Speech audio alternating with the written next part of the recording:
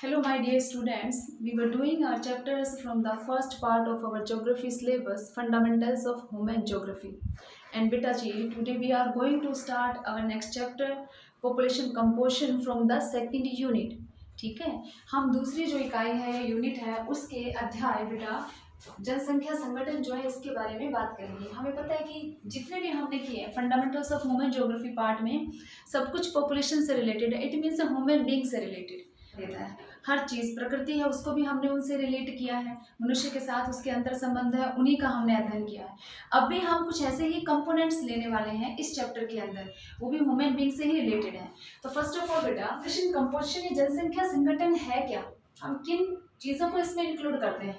तो देखिए population composition is known as the demographic structure, इसे जनांगीकी संरचना भी कहा जाता है। बेटा हमने डिस्कस भी किया था, उसमें था डेमोग्राफिक ट्रांजिशन, है ना। डेमोग्राफिक ट्रांजिशन में बेटा हमने क्या, ट्रांजिशन का मतलब उनका जो चेंज है, जो बदलाव है आपके रूरल अग्रेरियन या इलिटरेट सोसाइटी से, ठीक है ना, और उन्होंने शिफ्ट किया था आपके अर्बन, ठीक है ना, इंडस्ट्रियल और डेवलप्ड इकोनॉमी की तरफ। डेमोग्राफिक स्ट्रक्चर संरचना आधार जो है उसका, तो उसमें हम किन किन चीज़ों को इंक्लूड करते हैं, कौन से कंपोनेंट्स को इंक्लूड करते हैं।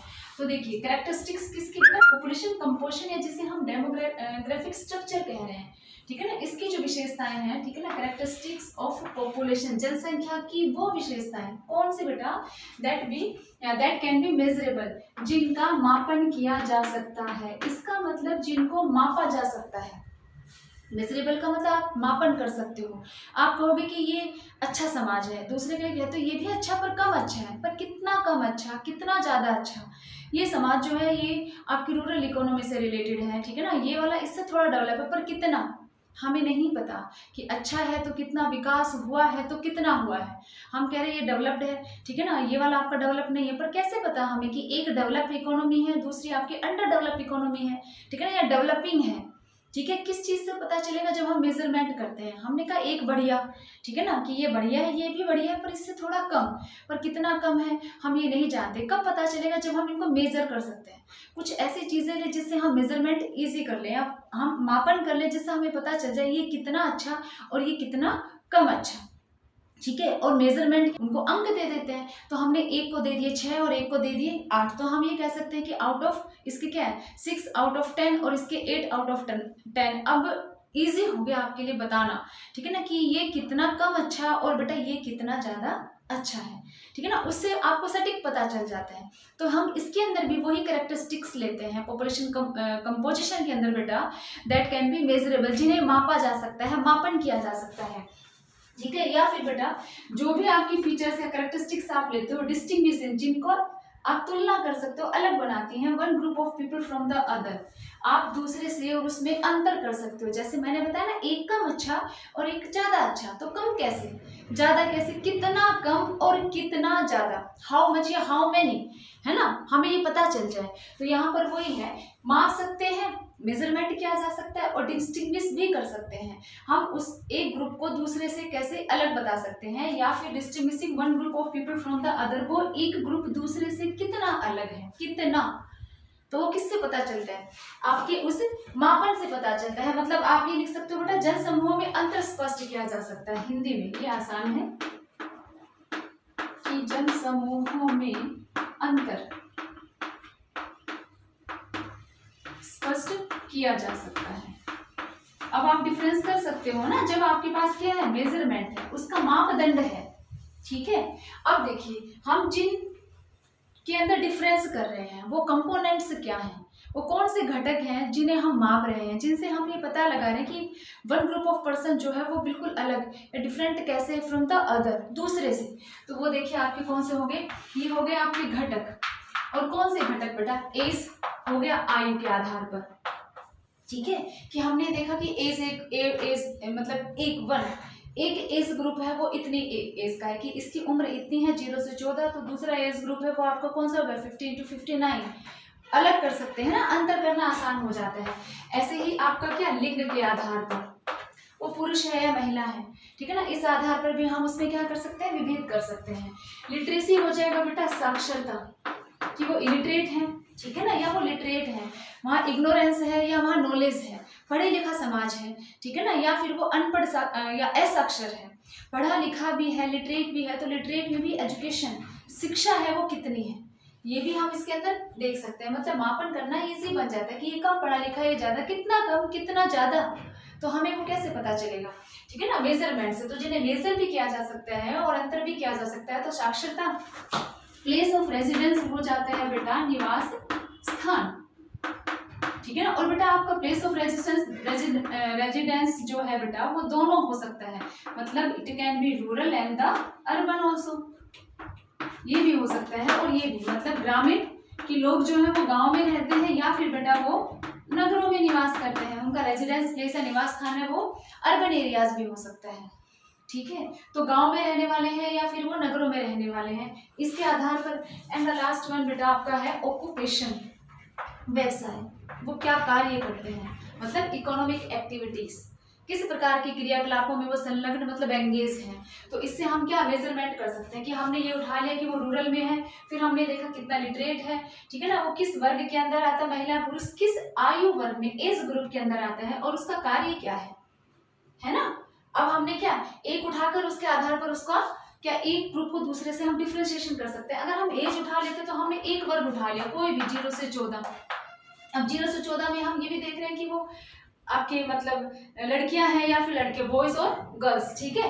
फिर हम ये देख रहे हैं कि साक्षर कितने हैं, कितने पढ़े लिखे हैं, कितने पढ़े लिखे, इतना नहीं कि पूरी एजुकेशन हो गई, उसमें से कितने स्कूल गोइंग है, स्कूल जाते हैं कि नहीं, फिर वो कहाँ रहते हैं, रूरल एरियाज में या फिर बेटा अर्बन एरियाज में। अब ये इसमें नहीं आएगा, 0 से 14 में बेटा ऑक्यूपेशन इंक्लूड नहीं कर सकते, सॉरी, ठीक है ना, कि हमें कहेंगे काम, तो उस वक्त इकोनॉमिक एक्टिविटी नहीं है। हाँ उनके पास काम है, एक्टिविटी जरूर है, लर्निंग का, सीखने का, नॉलेज गेन करने का, ठीक है ना, या फिर आपके पढ़ने का कह लो, ये काम जरूर है पर वो इकोनॉमिक एक्टिविटी नहीं है। तो आपको ये ध्यान रखना है। अब इस आधार पर हम कोई भी एक ले लेते हैं तो उसको हम क्या मेजर भी कर सकते हैं, मेजरमेंट भी, और बेटा डिस्टिंग्विश भी कर सकते हैं, ठीक है। ये आपके क्या हो गए, ये सॉरी हो गया आपके कंपोनेंट्स, किसके, आपके बेटा आपके पॉपुलेशन कंपोजिशन की। अब यही जो कंपोनेंट है, दीज कंपोनेंट्स आर हेल्पफुल, ये मदद करते हैं, सहायता करते हैं in setting future agenda for development, विकास के आगे जो भावी हमारे जो लक्ष्य हैं उनको प्राप्त करने में हमारी मदद करते हैं,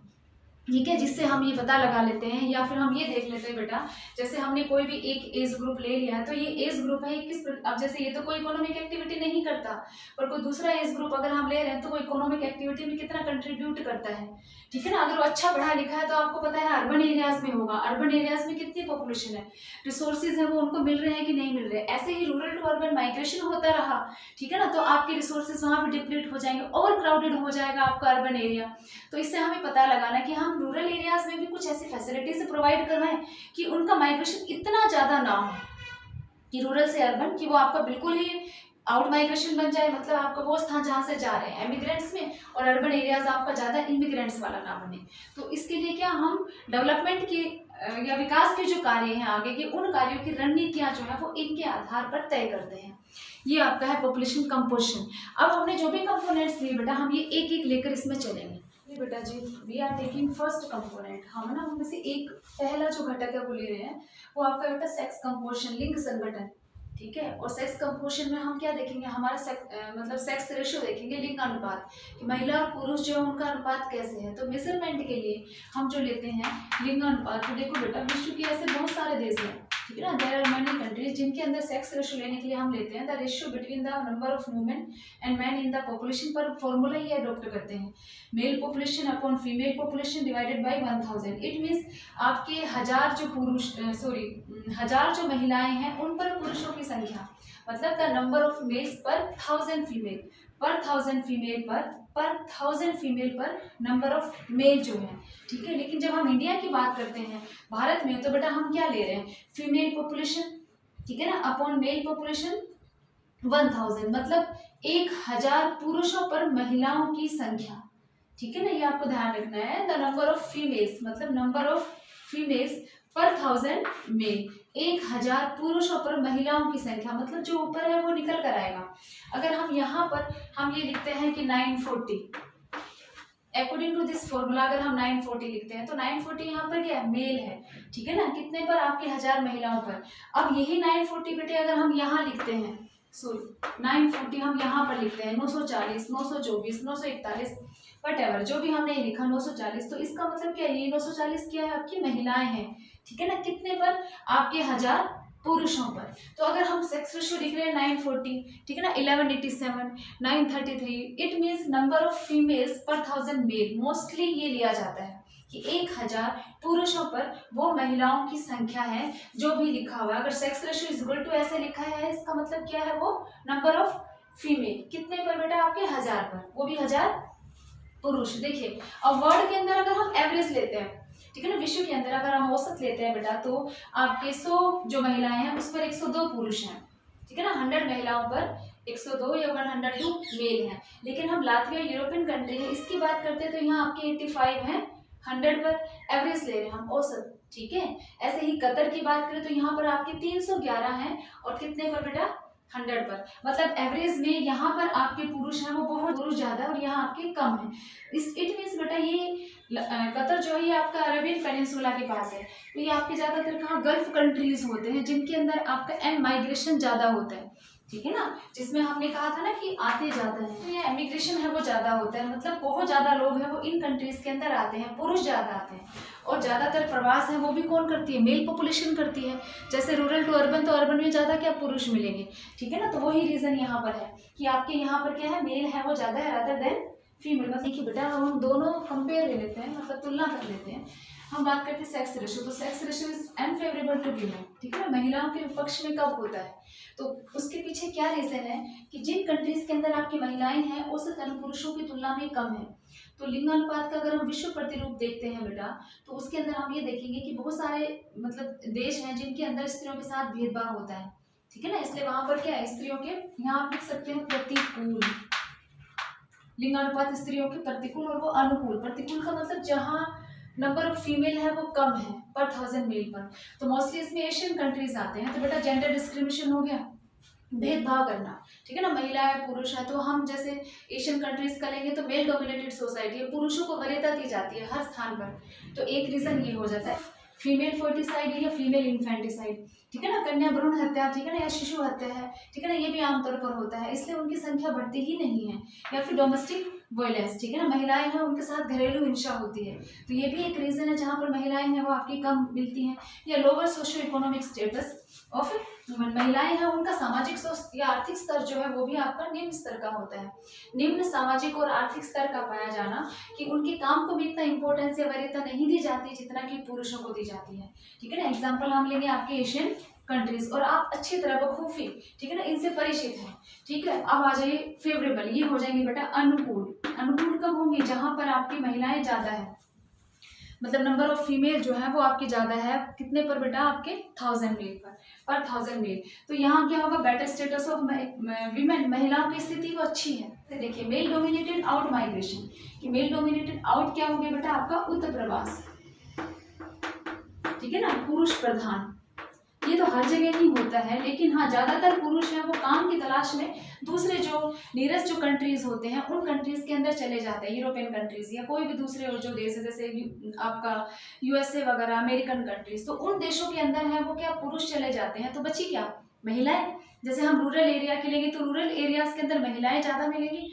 पुरुष कम मिलेंगे, क्योंकि पुरुष मोस्टली है वो क्या, सर्विस के लिए, जॉब अपॉर्चुनिटीज के लिए, एजुकेशन के लिए बाहर होते हैं, ठीक है, तो वो अर्बन एरियाज में होते हैं। तो वही रीजन यहाँ पर भी है, मेल डोमिनेटेड आउट माइग्रेशन है, पुरुष है वो मोस्टली वर्क के काम के सिलसिले में बाहर चले जाते हैं, इसलिए ज्यादा महिलाएं बचती हैं। और एग्जाम्पल हो गया बेटा आपका यूरोप एंड रशिया, कि यूरोप और रशिया जो है बहुत सारे ऐसे देश हैं, ठीक है ना, जिसमें आपके पुरुष अल्पसंख्या में है, मतलब पुरुषों की कमी है और स्त्रियों की स्थिति बहुत बेहतर है, ठीक है ना। और विश्व के विभिन्न भागों में अत्यधिक जो है यहाँ इन देशों से पुरुष प्रवास करते हैं, उत्तर प्रवास मतलब आउट माइग्रेशन, यहाँ से पुरुष चले जाते हैं, तो महिलाएं ज्यादा हो गई हैं। चलिए बेटा नेक्स्ट कंपोनेंट पर आते हैं, एज स्ट्रक्चर, ठीक है ना, जिसे हम कह रहे हैं बेटा आपका आयु संरचना। मतलब इससे पहले हमने जो लिया था उसमें हम सेक्स का ले रहे थे, तो बेटा नंबर ऑफ मेल और फीमेल, ठीक है ना, उनका रेशियो था। अब हम इसको 3 एज ग्रुप्स के अंदर डिवाइड करते हैं। एज या पॉपुलेशन कंपोजिशन का एक इंपॉर्टेंट कंपोनेंट है। देखिए एज स्ट्रक्चर है बेटा, represents the number of people of different age groups, number of people, लोगों की संख्या को बताता है अलग अलग आयु समूह के। ठीक है, और हम ये जो आयु समूह ले रहे हैं बेटा, आपके जो एज ग्रुप्स ले रहे हैं, हम इन्हें 3 भागों में बांट रहे हैं। ठीक है ना, categorize into 3 age groups. First age group है बेटा बिलोंग टू चिल्ड्रन। ठीक है ना, ये बच्चों से संबंधित हो गए युवक आपके 0 to 14 years. High dependency ratio इसलिए बेटा क्योंकि ये क्या आपको इंडिकेट कर रहा है कि ज्यादातर हमें बच्चों की इन्वेस्ट करना होता है। ठीक है ना, हम क्या करते हैं, investment in education and health, कि आपको बहुत ज्यादा खर्च करना है। अगर आपके नंबर ऑफ चिल्ड्रन ज्यादा है, जिस कंट्री के अंदर बच्चों की संख्या ज्यादा है, तो आपको उसे भावी पीढ़ी इस पीढ़ी को तैयार करना है ना आगे आपके देश को चलाने के लिए। इसका मतलब आप इनकी शिक्षा और इनके स्वास्थ्य पर बहुत खर्च करेंगे। ठीक है ना, ताकि ये अच्छा कंट्रीब्यूट कर सके इकोनॉमिक कंट्रीज के थ्रू। ठीक है ना, डेवलपमेंट प्रोग्राम्स है वो ला सके, तो ये देश कह रहे हैं। ठीक है, ये कब होगा, जब आपकी हाई बर्थ रेट, अगर बर्थ रेट ज्यादा होगी तो आपका ये एज ग्रुप भी बेटा ज्यादा होगा। तो एक तरह से डिपेंडेंट पॉपुलेशन होगी, आश्रित जनसंख्या हम जिसे कहते हैं। ठीक है, लेकिन यही आश्रित जनसंख्या है कि बाद में आपकी किस में आ जाएगी, वर्किंग में आ जाएगी। तो सेकेंड एज ग्रुप हो गया अडल्ट्स का। ठीक है ना, जिसे हम वेस्ट या प्रौढ़ कहते हैं, 15 to 59 ईयर्स, और यही आपकी वर्किंग पॉपुलेशन बेटा जिसे हम कार्यशील जनसंख्या कहते हैं। ठीक है ना, कामकाजी। ठीक है ना, जो कार्य करती है, मतलब इकोनॉमिक एक्टिविटीज जो होती है उनके अंदर एंगेज आपकी यही पॉपुलेशन है। इसी पॉपुलेशन पर बेटा आपकी नेक्स्ट और आपकी ये पहले वाली, ये दोनों डिपेंड करती हैं। ठीक है, तो ये सबसे इंपॉर्टेंट पॉपुलेशन है जिसे हम वृद्ध कह रहे हैं। ये क्या हो गया आपकी 60 ईयर्स एंड एबव, 60 या 60 से अधिक आयु वर्ग का जो समूह है वो आपका वृद्ध के अंदर आता है। और ये बुजुर्ग होते हैं बेटा, इसलिए ये डिपेंड करते हैं किस पर, आपके वर्किंग पॉपुलेशन पर। ठीक है, तो देखिए expenditure on care and wellbeing of elderly people, हमें इनकी देखभाल के लिए इन पर खर्च करना पड़ता है। ठीक है, ये देखभाल है, इस पर खर्च है, वो कौन, ये कर रहे हैं। इट मीन्स इकोनॉमिक, अगर हम कंट्रीब्यूशन देखते हैं तो मेन आपका किसका हो गया, इस वर्किंग पॉपुलेशन, क्योंकि ये भी तो डिपेंड हो गई इस पर हम ये नहीं कहेंगे कि पूरी ही आप इस पर डिपेंड होती, क्योंकि इसमें कुछ ऐसे भी हैं जो आफ्टर 60 भी आपका कंट्रीब्यूट करते हैं, कार्य करते रहते हैं। ठीक है ना, कुछ इकोनॉमिक कंट्रीब्यूशन नहीं करते हैं। ठीक है ना, लेकिन वो डिपेंड भी नहीं करते हैं, क्योंकि उसमें से कुछ ऐसे भी हैं जैसे कि आपके बुजुर्ग हैं, उनकी पेंशन आती है तो अपना काम खुद भी चलाते हैं। हाँ, लेकिन उनकी केयर करने के लिए, देखभाल करने के लिए वो इनके ऊपर डिपेंड करते हैं। ठीक है, हमने 3 एज ग्रुप बनाए ना, तो इसमें हमने माना सबसे पहला ये हो गया। ठीक है ना, ये कब होगा, जब आपकी हाई बर्थ रेट होगी तो आपका ये होगा। ठीक है ना, ये कब ज्यादा होगा बेटा, जब हाई लॉन्गेविटी ऑफ लाइफ, मतलब आप ये लिख सकते हो कि आपका लाइफ एक्सपेक्टेंसी, जीवन प्रत्याशा जो है वो ज्यादा होगी। लॉन्गेविटी ऑफ लाइफ, दीर्घ जीवन जीने की क्षमता जो है, कैपेसिटी टू लिव लाइफ, अगर वो होगी तो आपका नंबर ऑफ ये एज ग्रुप है ये भी ज्यादा होगा, मतलब इनकी संख्या ज्यादा होगी, क्योंकि दीर्घ आयु है, ये लंबा जीवन जीने की क्षमता रखते हैं। और ये कब होगी, आपकी हाई बर्थ रेट जब होगी तब आपके नंबर ऑफ चिल्ड्रन ज्यादा होगी। मतलब अगर ये ज्यादा है तो भी और ये ज्यादा है तो भी, दोनों पे ही आपको पैसे लगाने हैं। ठीक है ना, एक्सपेंडिचर है आपका, लेकिन इन पर पैसे लगाने तो एक समय में आपको कंट्रीब्यूट करेंगे कि अगर आज आम का वृक्ष लगाया तो वो कल फल देगा, फैक्ट है। ठीक है ना, यहाँ ऐसा नहीं है, पर ऐसा नहीं है तो इसका मतलब ये भी नहीं है कि इन्हें हम हटा दे, रिमूव कर दे, नहीं। ठीक है ना, क्योंकि डिपेंड करते हैं, एक समय ये भी यहाँ पर थे जिन्होंने कंट्रीब्यूट किया था, इसलिए आज इनको जरूरत है आप लोगों की देखभाल करने की, ये भी ध्यान रखना है। ठीक, अब देखिए कुछ चीजें और पॉइंट्स जो है वो माइंड में फिट करिए बेटा। अगर birth rate high birth rate अगर किसी कंट्री या इकोनॉमिक सिस्टम के अंदर है, और तो आपका लोअर एज ग्रुप भी ज्यादा है। लोअर एज ग्रुप पॉपुलेशन कौन सी, लोअर एज ग्रुप ये होगी ना बेटा। अगर बर्थ रेट ज्यादा है, उच्च जन्म दर है, तो आपका निम्न जो आयु वर्ग समूह है उसकी संख्या भी ज्यादा होगी। Mind it. ठीक है ना, राइट। नेक्स्ट पर आइए, लो लाइफ एक्सपेक्टेंसी अगर हम लेते हैं, मतलब कम जीवन प्रत्याशा, निम्न जीवन प्रत्याशा जो है, ठीक है ना, अगर वो होती, मतलब जीवन जीने की क्षमता कम है, आप लंबा जीवन नहीं जीते हो, बीमार हो सकता है कि पोल्यूशन वाली प्रॉब्लम्स आपके वहां पर हो, या कोई भी हेल्थ इश्यू हो सकता है। तो अगर लो लाइफ एक्सपेक्टेंसी है तो इसका मतलब आपका ओल्ड एज ग्रुप है वो कम होगा, ये वाला है ना। आप कम उम्र में जीते हो, इसका मतलब आप यहीं पर ही चल रही। ठीक है, हो सकता है यहाँ से थोड़ा आगे आने के बाद ही चल गए, ठीक है ना, यहाँ तक आप पहुंचे ही नहीं, या फिर यहाँ तक पहुंचे तो भी पूरा नहीं किया, इसका मतलब आपका ये वाला ग्रुप कम मिलेगा। ठीक है, जहाँ जीवन जीने की क्षमता कम है तो आपकी ये वाला ग्रुप है वो कम संख्या के अंदर मिलेगा। ठीक है ना। थर्ड देखिए बेटा, बर्थ रेट लो, मतलब लो बर्थ रेट, निम्न जन्म दर मतलब ये वाला कम, निम्न जन्म दर है, ठीक है ना, और लाइफ एक्सपेक्टेंसी वो हाई है, जीवन जीने की मतलब क्षमता है, कैपेसिटी है वो आपकी ज्यादा है, जीवन प्रत्याशा ज्यादा है, और बेटा आपका बर्थ रेट है वो कम है, मतलब बर्थ रेट का मतलब ये कम हो गए, जीवन जीने की क्षमता मतलब ये आपका ज्यादा हो गया। तो फिर से आपका इसके अंदर क्या मिलेगा, ओल्ड एज ग्रुप तो ज्यादा, बेटा ओल्ड एज कौन सा हो गया ये, क्यों, क्योंकि आप लंबा जीवन जी रहे हो ना, तो लंबा जीवन जी रहे हो तो आप बूढ़े हो रहे हो, तब तक लकड़ी लेकर चल रहे हो लाठी के सहारे, इसका मतलब ये ज्यादा हो गया आपका, ठीक है। और ऐसे ही आपका लोअर एज ग्रुप क्या हो जाएगा आपका, वो क्योंकि बर्थ रेट कम है तो आपका लोअर एज ग्रुप कम हो जाएगा। समझ रहे हैं ना बेटा जो मैं बताना चाह रही हूँ, तो ये दिमाग में रखना है कि पर्टिकुलर पॉइंट ऑफ व्यू आपसे पूछा जाए हाई बर्थ रेट इंडिकेट किसको करता है, तो आपके high number of lower age group को, ठीक है ना, इनकी संख्या है वो ज्यादा होगी। लाइफ एक्सपेक्टेंसी अगर ज्यादा है, लंबा जीवन जीते, इसका मतलब आप बुजुर्ग हो गए तब तक आप हैं, ठीक है। इट मीन्स आपका वो क्या किसको दिखा रहा है, ओल्ड एज ग्रुप की कैपेसिटी वो ज्यादा है तो वो आपका ज्यादा होगा। तो बेटे ये पॉइंट्स है वो आपको माइंड में रखना है। विद एग्जाम्पल्स भी आपकी बुक में दे रखा है कि अफ्रीका, एशिया, लैटिन अमेरिका है, इसमें हाई बर्थ रेट है, ठीक है ना, and they have large size of population in the lower age group, ये वाला हो गया। Countries having low life expectancy have less people in the old age group, ठीक है ना। On the other hand countries having low birth rate and high life expectancy have less people in lower age group but more people in old age group.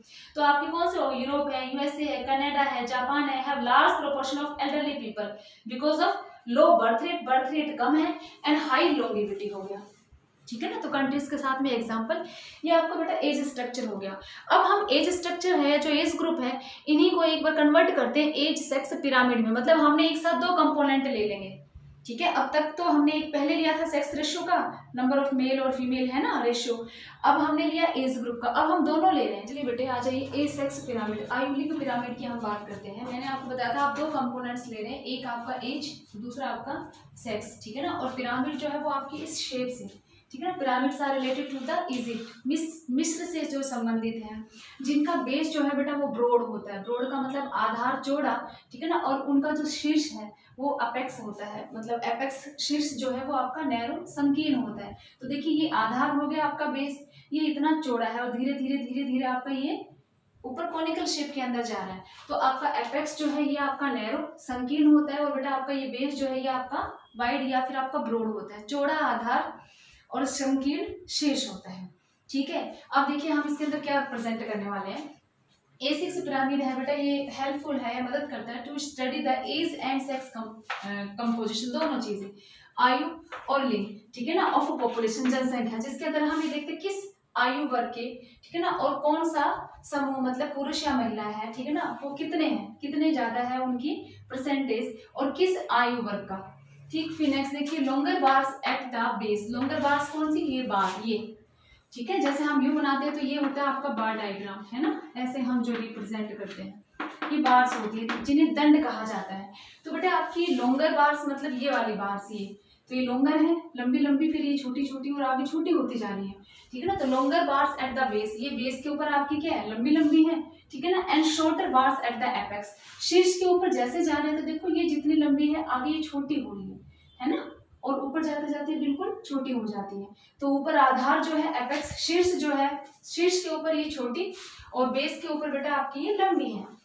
Next देखिए shows males on the left, ठीक है ना, आपके left side में आपके पुरुष दिखाए गए हैं, ठीक है ना, और females on the right side, आपके दाहिनी तरफ जो है वो आपके महिलाएं हैं वो दर्शाई गई हैं। द बेस रिप्रेजेंट्स, बेस मतलब ये आधार जो है बेटा ये आपका दर्शाता है किस चीज को, द यंगेस्ट पॉपुलेशन को, यंगेस्ट मतलब ये एज ग्रुप ले रहे हैं हम, इस तरफ हमने आयु ली है, तो 0 से 4, 5 से 9 ऐसे बढ़ती जा रही है, और 80+, तो धीरे धीरे ऊपर की तरफ इंक्रीज हो रही है ना।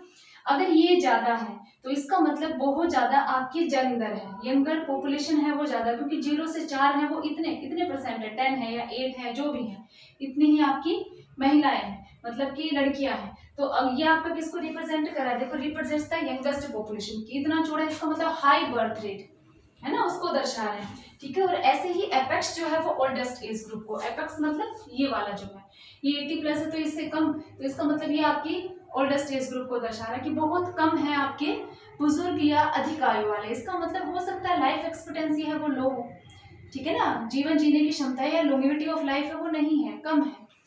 ये इसको दर्शाता है। फिर देखिए the age group are arranged in ascending order in a vertical column, ठीक है ना, असेंडिंग ऑर्डर हो गया ना आपका, ये से बढ़ रहा है, बढ़ती में ना, आरोही जिसे हम कहते हैं, तो आरोही क्रम के अंदर है कि आपका ये बढ़ रहा है। एज ग्रुप 0 से 4, 15, 20 जो भी है आपके 80, तो ये आपका असेंडिंग हो गया। Age group are arranged in ascending order in a vertical column, ठीक है ना, ये आपका बढ़ रहा है और ये आपके क्या हो गए, कॉलम्स हो गए। तो इस एज ग्रुप के अकॉर्डिंग आपका ये हो गया एज, और बेटा इधर हम ये जो दिखा रहे हैं ये आपकी परसेंटेज दिखा रहे हैं, ठीक है, और ये हो गए मेल और ये हो गया आपकी फीमेल। सो देखिए both males and females are shown by horizontal bars, ये मेल्स और फीमेल्स मतलब नंबर ऑफ मेल्स आपकी ये है, नंबर मतलब परसेंटेज में हम ले रहे हैं, तो इतने प्रतिशत पुरुष हैं, इतने प्रतिशत महिलाएं हैं, किस आयु वर्ग के, 0 से 4, 0 से 4 है वो आपकी ये 10 या 8 जो भी परसेंट है बेटा, इतने प्रतिशत, परसेंट लिखा ना, तो इतने प्रतिशत आपके पुरुष हैं, ठीक है, मतलब बॉयज, ठीक है ना, और इतने परसेंटेज है वो आपके गर्ल्स हैं। तो ये किसको दिखा रहे हैं, आपका बार जो है नीचे वाला देखिए, are shown by horizontal bars, तो ये हॉरिजॉन्टल बार्स होगी, ठीक है, ये आपका किसको दर्शा रहा है, एज को।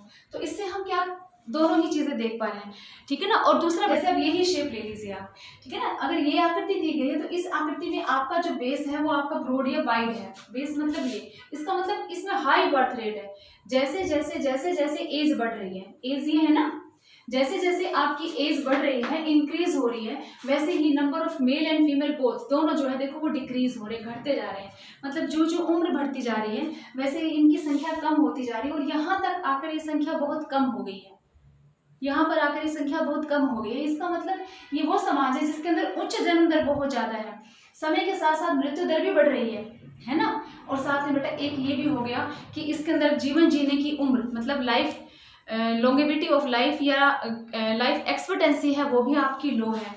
तो ये किस चीज को दर्शा रहा है, जैसे आपके इसमें नाइजीरिया का एग्जांपल दिया गया है, एक्सपेंडिंग पॉपुलेशन, कहाँ जहाँ जनसंख्या बढ़ती है। अब हम क्या करेंगे, इनकी शेप को देखकर हमें ये पता लगाना है, बताना है कि इसकी फीचर्स क्या हैं। तीनों फिगर्स के अंदर हम ये देख रहे हैं कि पॉपुलेशन हमको एक्सपेंड हो रही है, मतलब विस्तार हो रहा है, या कांस्टेंट है या डिक्लाइन है। तो किस प्रकार का फिगर है जो इंडिकेट करता है, ठीक है ना, कि पॉपुलेशन है वहाँ कैसी है। देखिए फर्स्ट एक्सपेंडिंग जो ले रहे हैं, एक्सपेंडिंग नाम से ही पता चल रहा है, विस्तृत होती है, विस्तारित, इसका मतलब इंक्रीज हो रही है, ठीक है ना, इंक्रीज हो रही है। तो ये फिगर जो है आपका ये लेस आप डाल सकते हो या मोर, ट्रायंगुलर इन शेप की आकृति जो है वो इसकी लगभग कैसे दिखाई देती है, ट्रायंगुलर, जैसा हमने फर्स्ट इंडिकेट किया था ना, इस तरह की है वो आपकी दिखाई देती है। अगर हम मेल या फीमेल है वो लेते हैं तो लगभग ऐसे, ठीक है ना।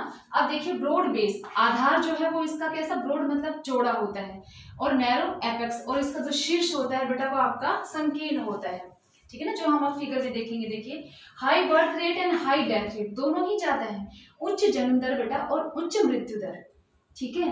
इसका मतलब ये इंडिकेट करता है लेस डेवलप्ड कंट्री को, कि कम विकसित देश है, ठीक है ना, जिसके अंदर जन्म दर भी बहुत ज्यादा है, कंट्रोल करने की मेजर्स नहीं, और डेथ रेट ज्यादा, इट मीन्स हेल्थ फैसिलिटीज भी वहां पर इतनी नहीं है कि डेथ रेट जो है उसको कम किया जा सके, ठीक है ना। ज्यादा जन्म भी हो रहा है तो मृत्यु दर भी ज्यादा है, इसलिए यहाँ पे कहाँ पाई जाती है, नाइजीरिया में। देखिए बेटा we will see in the figure, हम इस फिगर के अंदर देखिए आकृति में देख रहे हैं, ब्रॉड बेस हो गया, नीचे देखिए ये बेस है, ये आपका क्या हो गया, ब्रॉड चौड़ा हो गया ना, ठीक है। और ये किसको शो कर रहा है, larger proportion of population in lower age group, कैसे, जैसे 0 to 4, 5 to 9, 10 to 14, देखो यहाँ सब आधार है वो चौड़ा है, ठीक है। इस इट मीन्स ये किसको, लोअर एज ग्रुप को दिखा रहा है, which is an indication of high birth rate, जो आपका इंडिकेट करता है उच्च जन्म दर को, and also high death rate in old age group. कैसे कि आप ऊपर जैसे जैसे जाते जा रहे हो, देखो ये कम होता जा रहा है ना, एज बढ़ती जा रही है, जैसे जैसे एक साइड में एज बढ़ रही है वैसे वैसे आपका रेशियो है ये आपका कम हो रहा है, कि 0 to लास्ट में आके आपको 0.2% से भी कम बचता है। इसका मतलब आपकी लाइफ एक्सपेक्टेंसी है वो भी लो है, ठीक है ना, लो लाइफ एक्सपेक्टेंसी भी है। तो this is a typical pyramid of less developed country like Nigeria, और नाइजीरिया कहाँ है बेटा, आपकी Africa. To the next, constant population पर आ जाइए। स्थिर जनसंख्या, स्थिर का मतलब लगभग स्थिर है, मतलब ना इंक्रीज हो रही है और ना ज्यादा बेटा डिक्रीज हो रही है, ठीक है ना। कांस्टेंट कहाँ होंगे, जहां पर हम ये जो मेन आपके जो कंपोनेंट्स है जिनसे पॉपुलेशन चेंज होती है, बर्थ से और डेथ रेट है ना, और एक तीसरा माइग्रेशन। तो नेचुरल जब हम ले रहे हैं तो हम दो कंपोनेंट्स ही लेते हैं, तो आपके ये दो हैं, ठीक है ना, यही मेन इंडिकेट करते हैं पॉपुलेशन को। तो देखिए a bell shaped pyramid with tapered top, bell shape देखिए we will see in the figure, कि जो घंटी के आकार का दिखाई दे रहा है, अब टेपर्ड मतलब सुंडाकार होता जा रहा है ऊपर की तरफ, ठीक है ना। ये स्थिर जनसंख्या को दर्शाता है क्योंकि ये इस बात को सूचित करता है कि यहाँ जन्म दर तथा मृत्यु दर लगभग बराबर है। Birth rate and death rate also the same. The A-sex pyramid of Australia where the percentage of males and female is almost the same and remains constant in younger age group. ठीक है, आप देख सकते हैं बेटा इस map figure के अंदर देखिए कांस्टेंट है, लगभग बराबर, ठीक है ना तो ये बढ़ रही है ज्यादा, मतलब आधार चौड़ा भी नहीं है और संकीर्ण भी नहीं है और ना ही ज्यादा ये घट रही है। तो यंगर एज ग्रुप के अंदर आपके लगभग ये कांस्टेंट होगी, इसीलिए ये पॉपुलेशन जो है ये आपकी क्या है, आपकी कांस्टेंट है, ठीक है, लगभग दोनों बराबर हो गए। Now come to the next, declining population. Decline मतलब ह्रासमान, घट रही है, तो वो कैसे घटेगी, ठीक है, उस घटने के पीछे क्या कारण, जैसे वहां आपके फर्स्ट में दोनों ही आपके हाई थे तो बेटा हम थर्ड पर आ जाएंगे, लो हो जाएंगे, ठीक है। देखिए नैरो बेस, आधार जो है उसका बेस जो है, ठीक है ना, वो आपका नैरो रहेगा, संकीर्ण, ठीक है ना। टेपर्ड टॉप, ऊपर वाला जो आपका टॉप है वो भी आपका सुंडाकार रहेगा। बल्सिस मिडिल, मिडिल का मतलब बीच वाला पार्ट है, उसमें उभार होगा कि आपका ये जो है, देखिए हम तो ये वाला पार्ट है, इनमें बल्स रहेगा, ये आपका संकीर्ण रहेगा और ये ऐसे, ये क्या हो गया आपका नैरो हो गया ना, नैरो बेस, ये हो गया बल्ज, उभार, बीच में उभार, मतलब ये पॉपुलेशन, ये इस ग्रुप है वो ज्यादा जनसंख्या है, ये इस ग्रुप कम है। इट मींस बेटा ये क्या इंडिकेट कर रहा है आपका कि बर्थ रेट है वो आपकी कम है, डेथ रेट कम है, ये भी आपका, ठीक है, और बल्ज है बीच में जो उभार है, ये किसको दिखा रहा है, आपकी वर्किंग पॉपुलेशन को। तो बर्थ रेट भी लो, डेथ रेट भी आपकी लो, डिक्लाइनिंग पॉपुलेशन को दिखा रहा है। और डेवलप्ड कंट्रीज है, फॉर एग्जांपल जापान, ठीक है ना, in countries having this type of pyramid there is zero और नेगेटिव ग्रोथ ऑफ पॉपुलेशन। ये भी ध्यान रखना है कि यहाँ परसेंटेज जो है वो आपकी या तो जीरो, ठीक है ना, या फिर बेटा आपकी नेगेटिव ग्रोथ ऑफ पॉपुलेशन होती है। इनके अलावा एक टर्म और होती है बेटा, ageing population is the process by which the share of Elder population increases and that of younger population decrease, ठीक है ना, मतलब जिसके अंदर आपकी एल्डर पॉपुलेशन है वो बढ़ रही होती है और एजिंग का मतलब वृद्धि होती है, कुल जनसंख्या में वृद्ध लोगों के अनुपात में वृद्धि होती है और आपके जो यंगर है वो आपकी कम होती है। अधिकांश विकसित देशों में जीवन प्रत्याशा में वृद्धि होने के कारण और जन्म दर हम उस पर कंट्रोल होता ही है, तो जन्म दर में ह्रास होने के कारण बच्चों का अनुपात कम हो जाता है और वृद्धों का अनुपात है वो बढ़ जाता है, ठीक है। तो ये आपकी कहलाती बेटा वृद्ध होती जनसंख्या है जिसे हम एजिंग पॉपुलेशन कहते हैं।